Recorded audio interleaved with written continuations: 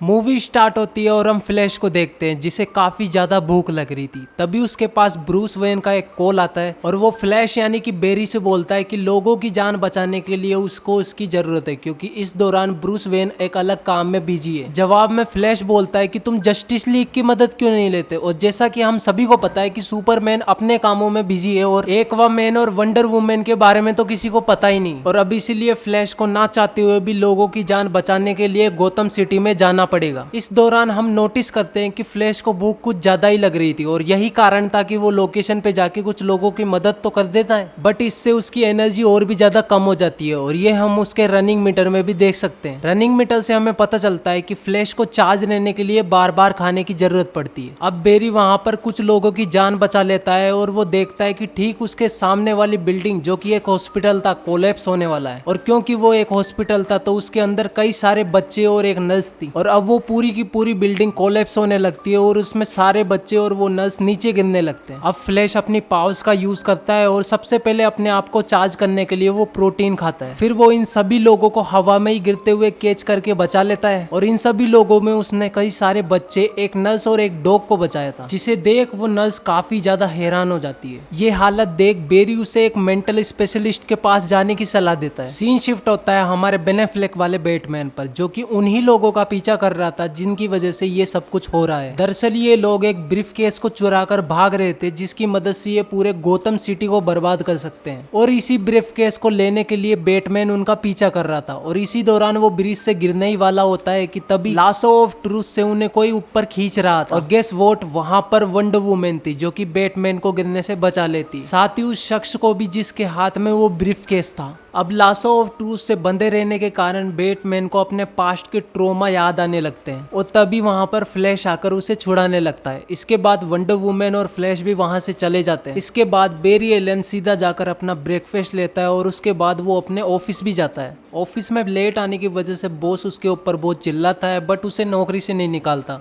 इसके बाद वो अपने फ्रेंड आयरिस वेस्ट से मिलता है जो कि स्कूल से लेकर कॉलेज तक उसके साथ थी। आयरिस अब एक रिपोर्टर बन चुकी थी। वो बेरी से उसके फादर की कुछ ऐसी चीजें पूछ लेती है जिसके कारण बेरी अनकंफर्टेबल होकर वहां से चला जाता है। इसके बाद बेरी सीधा अपने घर पे जाता है जहां पर उसे बैटमैन का एक पेन ड्राइव मिलता है। उसे ओपन करने के बाद उसे पता चलता है कि उसके फादर हेनरी एलन ने सुपरमार्केट में कभी कैमरे की तरफ देखा ही नहीं था, जिसके कारण बेरी के फादर हेनरी को उनकी मॉम के मर्डर के केस में जेल में डाल दिया गया था। ये बात बेरी कॉल करके अपने फादर हेनरी को भी बताता है और बोलता है कि उन्होंने कभी सुपरमार्केट में टमाटो कैन लेते हुए कैमरे की तरफ देखा ही नहीं था। जिस पर हेनरी अपने बेटे से बोलता है कि वो अब इन चीजों की परवाह करना छोड़ दे और अपनी लाइफ में मूव ऑन कर ले, बट बेरी को मूव ऑन करना मंजूर नहीं था। वो बातें करते करते अपने ही घर पे पहुंच जाता है और अब वो यहाँ पर आकर अपने पुराने दिनों को याद करके काफी ज्यादा इमोशनल हो जाता है और काफी ज्यादा तेज भागने लग जाता है। वो इतना तेज भागता है कि उसके आसपास एक एनर्जी क्रिएट होने लग जाती है। इसके बाद वो अपने आप को एक दिन पीछे पास्ट में पाता है, यानी कि वो अब उन सारे मूवमेंट्स को देखने के साथ साथ उन्हें चेंज भी कर सकता है। फ्लैश ये बात सबसे पहले जाकर बेन एफ्लेक वाले बैटमैन को बताता है और साथ ही वो ये भी बताता है कि वो पास्ट में जाकर अपने मॉम को बचाएगा और इस तरीके से वो अपनी पूरी फैमिली को बचा सकेगा। लेकिन ब्रूस उसे ये करने से मना करता है क्योंकि उसे लग रहा था कि वो पूरे फ्यूचर को बर्बाद कर देगा या फिर ऐसा करने से पूरा फ्यूचर ही चेंज हो जाए। इतना कहकर ब्रूस वेन वहां से चला जाता है, जिसके बाद वहां पर आयरिस आ जाती है। वो बेरी को उसके साथ टाइम स्पेंड करने के लिए बोलती है और इसी दौरान बेरी को ये पता चल जाता है कि पास्ट में जाकर कुछ चीजें चेंज करने से अच्छा है वो उस सामान को ही उसकी मोम के घर पर जाके रख दे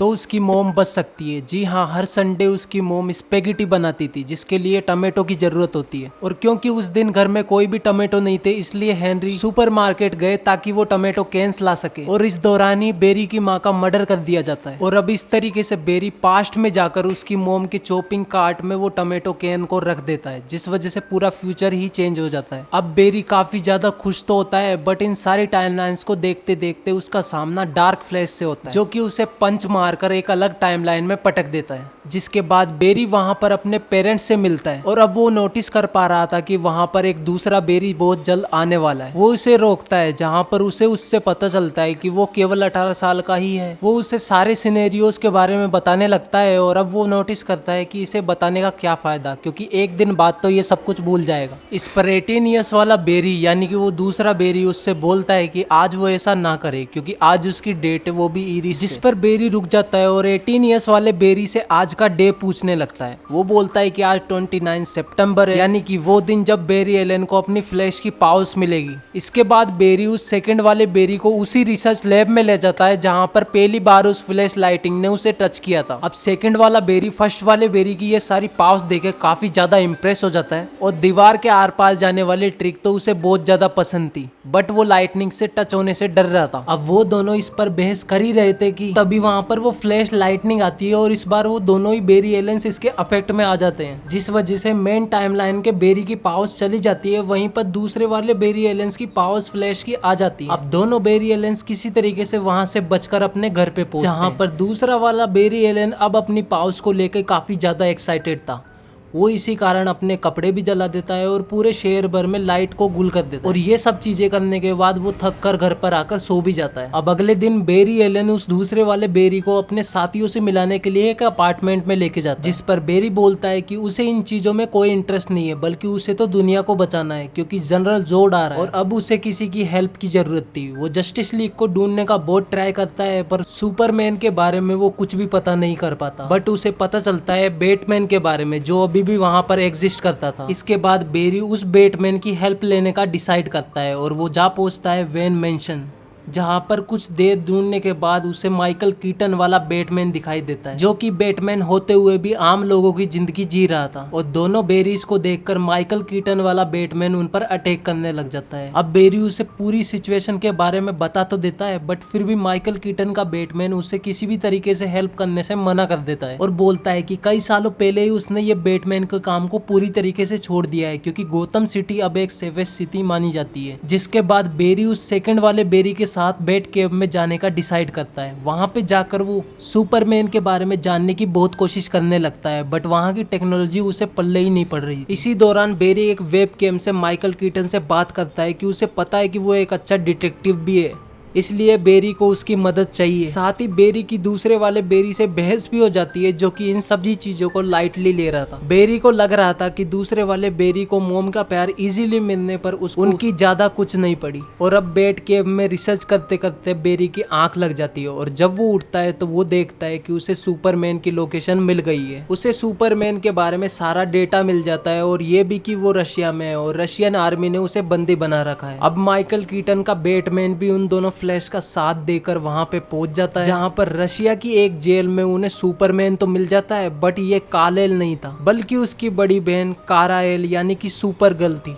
वो दोनों फ्लैश और बैटमैन उस जेल से निकलने में सुपर गर्ल की काफी ज्यादा मदद करते हैं। इसके बाद वो चारों ही वेन मेंशन पहुंचते हैं। सुपर गर्ल उन्हें बताती है कि कालेल यानी कि सुपरमैन उसका छोटा कजन भाई है, जिसे बचाने के लिए ही वो यहाँ पर आई है। साथ ही बेरी अब उसे जनरल जोड के बारे में बताने लगता है और वो बोलती है कि वो इसमें इनकी मदद नहीं कर सकती, क्योंकि अर्थ पर रहने वाले ये सभी लोग अच्छे नहीं है। इसके बाद वो वहाँ से चली जाती है। इसी दौरान हम बेरी को भी देखते हैं, जो कि किसी भी तरीके से अपनी पावर्स को वापस भी पाना चाहता था। इसके लिए वो कई सारे अटेम्प्ट्स भी करता है और इसमें उसका साथ माइकल कीटन का बैटमैन देता है। वो अगेन उसी रिसर्च लैब में जाते हैं, जहां पर उसे वापस उसी फ्लैश लाइटनिंग का झटका दिया जाता है, बट अभी भी बेरी की पावर्स वापस नहीं लौटी थी। इसके बाद वो इसे जारी रखने को बोलता है और अब इस तरीके से कई अटेम्प्ट्स के बाद वहां पर एनर्जी खत्म हो जाती है। इसके बाद हम सुपर गर्ल को देखते हैं, जो कि बेरी को लेकर आसमान में ऊपर की तरफ चली जाती है, ताकि उसे प्रॉपर लाइटनिंग का शॉक दिया जा सके, जिससे उसकी पावर्स वापस लौट आए। सेकंड वाला बेरी को देखकर काफी ज्यादा हैरान था, क्योंकि वो इतने शॉक लेने के बाद भी और इतना घायल होने के बाद भी वापस ठीक हो जाया करता था।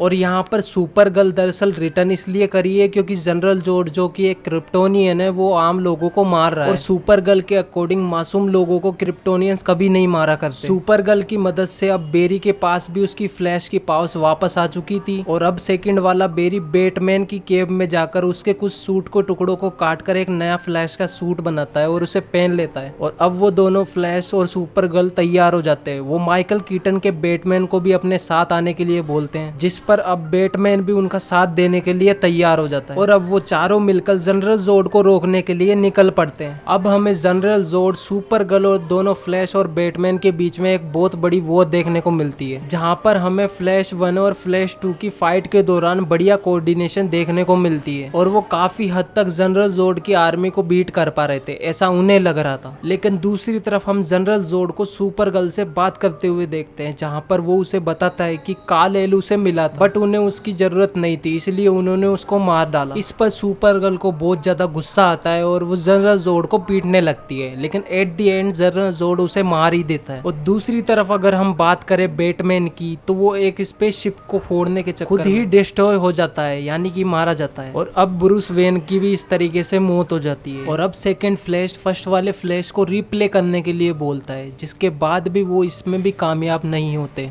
इसके बाद सेकंड फ्लैश और सेकंड ब्रूस वेन प्लान बना लेते हैं कि वो किसी भी तरीके से सुपर गर्ल और ब्रूस वेन को बचा के रहेंगे। इसके लिए वो कई सारे रीटेक्स लेते हैं बट फिर भी वो कामयाब नहीं होते। किसी न किसी तरीके से जनरल जोड सुपर गर्ल को मार ही देता था और दूसरी तरफ ब्रूस वेन भी उस फाइट में नहीं बचता था। अब हम देखते हैं कि इन सारे रिकेप्स के चलते बेरी एलन काफी ज्यादा घायल हो जाता है। हम साफ देख पा रहे थे कि उसकी बॉडी पर वो सारे वेपन मौजूद थे जो लोगों ने कई बार उसके ऊपर मारा था।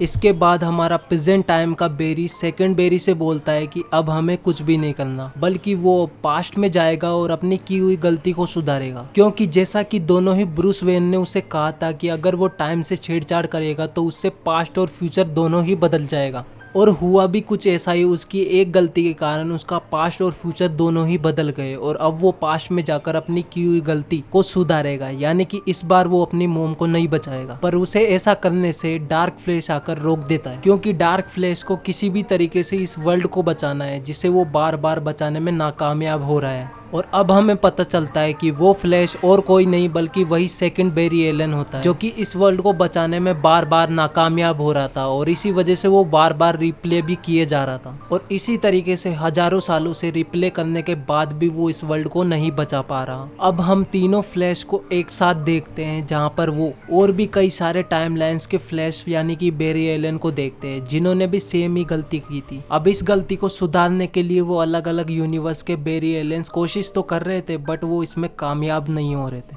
क्योंकि इस गलती की वजह से अब उन सभी फ्लैशों के अलग अलग यूनिवर्स आपस में ही कोलाइड और कोलैप्स हो रहे थे और अब हमें कई सारी टाइमलाइंस के अलग अलग यूनिवर्स देखने को मिलते हैं जहां हमें अलग अलग यूनिवर्स के अलग अलग सुपरमैन और बैटमैन देखने को मिलते हैं। सबसे पहले हमें इन टाइमलाइंस में एडम वेस्ट का बैटमैन देखने को मिलता है यानी कि एडम वेस्ट का पूरा यूनिवर्स हमें दिखाई देता है। इसके बाद हम निकोलस केज वाले बैटमैन को देखते हैं जो कि एक जायंट स्पाइडर से लड़ रहा था। अब हम एक और यूनिवर्स के सुपरमैन को देखते हैं जो कि और कोई नहीं बल्कि क्रिस्टोफर रीड्स वाला सुपरमैन होता है।